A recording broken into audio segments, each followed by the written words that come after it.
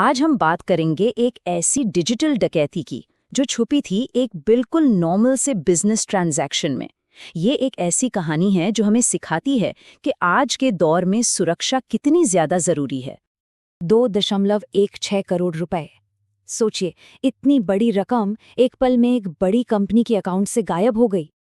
सवाल यही है कि आखिर सिर्फ एक ईमेल से करोड़ों रुपए गायब कैसे हो सकते हैं। तो चलिए इस पूरी कहानी को जरा समझते हैं। तो हुआ ये कि सब कुछ एक आम कारोबारी दिन जैसा ही था। दो कंपनियां थीं जिनके बीच एक रूटीन पेमेंट होना था। ये लेन देन था दो बहुत बड़ी जानी मानी दवा कंपनियों के बीच। पेमेंट करने वाली कंपनी थी डॉक्टर रेड्डीज और जिसे पैसे मिलने थे वो थी ग्रुप फार्मास्यूटिकल्स। मतलब एक बिल्कुल नॉर्मल एक्सपेक्टेड पेमेंट था। प्रोसेस एकदम सीधा साधा था। ग्रुप फार्मास्यूटिकल्स ने अपना माल सप्लाई किया और पेमेंट के लिए डॉक्टर रेड्डीज को एक इनवॉइस भेज दिया। सब कुछ एकदम रूटीन था, ऐसा जो शायद वो पहले भी कई बार कर चुके होंगे। और यहीं से कहानी में आता है एक खतरनाक मोड़, क्योंकि इसी बातचीत के बीच में हैकर्स ने एंट्री ले ली। वो लोग चुपचाप इन दोनों कंपनियों के बीच हो रहे ईमेल पर नजर रखे हुए थे। बस सही मौके का इंतजार कर रहे थे कि कब एक बड़ा पेमेंट हो और वो अपना खेल कर दें। धोखा इतना पक्का था कि जैसा कि यहाँ लिखा है, इसे असली मानकर भुगतान धोखाधड़ी वाले खाते में कर दिया गया। मतलब डॉक्टर रेड्डीज जैसी बड़ी कंपनी की फाइनेंस टीम तक को शक नहीं हुआ और उन्होंने पैसे गलत अकाउंट में भेज दिए। तो फिर चाल क्या थी? ऐसा क्या किया उन्होंने? कैसे एक मामूली सा ईमेल इतना असली लग सकता है कि कोई पकड़ ही ना पाए?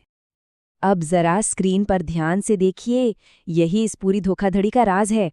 देखिए, जो असली ईमेल आईडी है उसमें के छोटा है, के केशव, और जो नकली वाला है उसमें के कैपिटल है, के केशव। बस इतना सा फर्क। अब कमाल की बात यह है कि ईमेल एड्रेस केस सेंसिटिव नहीं होते। मतलब सिस्टम के लिए छोटे के और बड़े के में कोई फर्क नहीं है। और बस इसी छोटी सी बात का फायदा उठाकर हैकर्स ने करोड़ों का खेल कर दिया।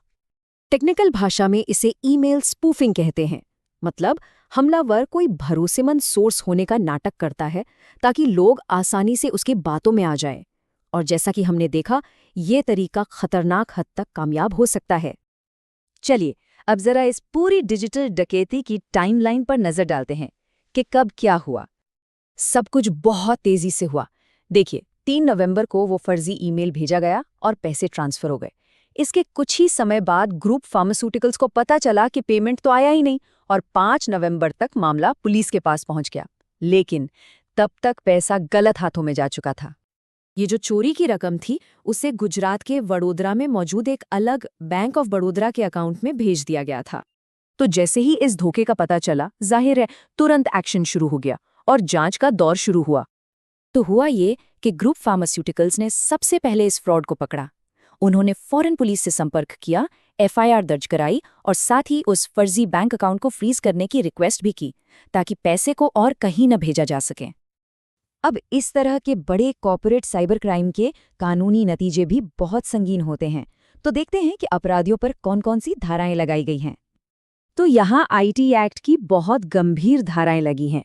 पहली है सेक्शन 66C, जिसका मतलब है पहचान की चोरी, यानी किसी और की आइडेंटिटी इस्तेमाल करके धोखा देना। और दूसरी है सेक्शन 66D, जो है प्रतिरूपण के जरिए धोखाधड़ी, मतलब किसी और का रूप धरकर फायदा उठाना। तो साफ है कि कानून ऐसे डिजिटल अपराधों को बिल्कुल हल्के में नहीं लेता।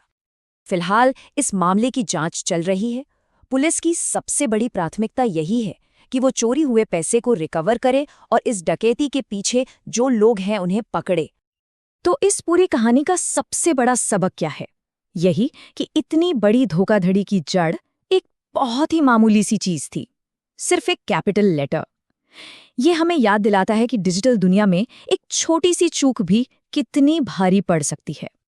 और ये कहानी हमें एक बहुत जरूरी सवाल के साथ छोड़ जाती है। सोचिए, जब डॉक्टर रेड्डीज जैसी इतनी बड़ी स्थापित कंपनियां भी ऐसे धोखे का शिकार हो सकती हैं, तो ये सोचने वाली बात है कि हमारी डिजिटल दुनिया असल में कितनी सुरक्षित है। शायद हर ईमेल पर भरोसा करने से पहले एक पल रुककर सोचना बहुत बहुत जरूरी है।